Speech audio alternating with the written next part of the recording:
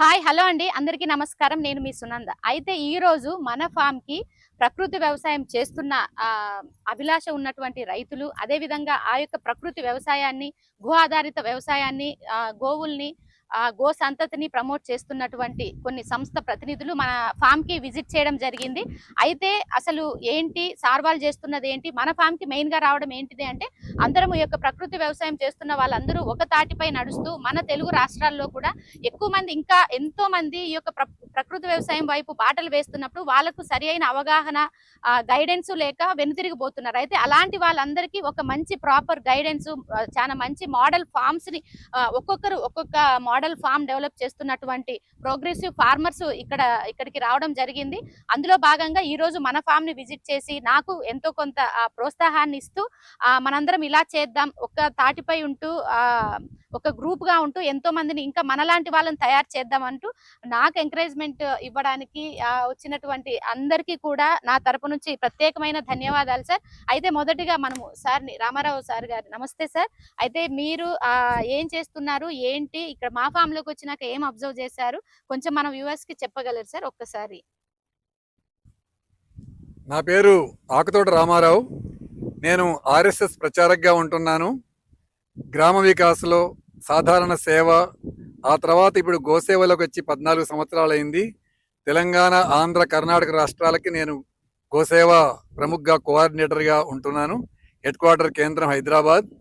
అయితే నేను 25 సంవత్సరాల క్రితమే తెలుగు రాష్ట్రాల్లో మొట్టమొదటి పుస్తకం ఏంటంటే నిరంతర దిగుబడులకు తారక మంత్రం సేంద్రియ వ్యవసాయం. కర్ణాటక వెళ్ళి అక్కడ ఎన్నో ఫార్మ్స్ చూసి ఈ పుస్తకం రాసిందని చెప్పడానికి గర్విస్తున్నాను. అలాగే గ్రామాభివృద్ధి, ప్రకృతి వ్యవసాయం కోసం పాటుపడేటువంటి గ్రామ భారత్ అనే సంస్థను కూడా 30 ఏళ్ల క్రితమే స్థాపించి, తద్వారా కూడా సుభాష్ పాలేకర్ గారు అలాంటి వాళ్ళ ద్వారా అనేక కార్యక్రమాలు నిర్వహించాం. ఏనాటికైనా ఈ దేశానికి కానీ ప్రపంచానికి కానీ అమృతాహారం తినిపించి అమృత పుత్రులను తయారు చేసి ఈ దేశాన్ని, ప్రపంచాన్ని రక్షించాలంటే ప్రకృతి, సహజ, సేంద్రియ వ్యవసాయమే ఆధారం అని అందరికీ తెలుసు. దీనికోసమని పాటుపడేటువంటి మా సోదరి సునంద గారి ఈ ఫామ్ చూసి మనం కూడా కొన్ని విషయాలు తెలుసుకొని దీన్ని, ఇలాంటి వాళ్ళందరినీ కూడా కలిపి, వ్యవసాయ శాస్త్రజ్ఞులు, అందులో అనుభవం ఉన్న వాళ్ళు, ప్రభుత్వ యంత్రాంగము అందరిని కలిపి ఈ ప్రకృతి వ్యవసాయాన్ని ప్రోత్సహించుకుంటూ దీన్ని మరింత గ్రామీణ స్థాయి వరకు, అట్టడుగు స్థాయి వరకు సాధారణ రైతుల్లో కూడా ఈ చైతన్యాన్ని, అవగాహన పెంచాలనే ఉద్దేశంతో వచ్చాం.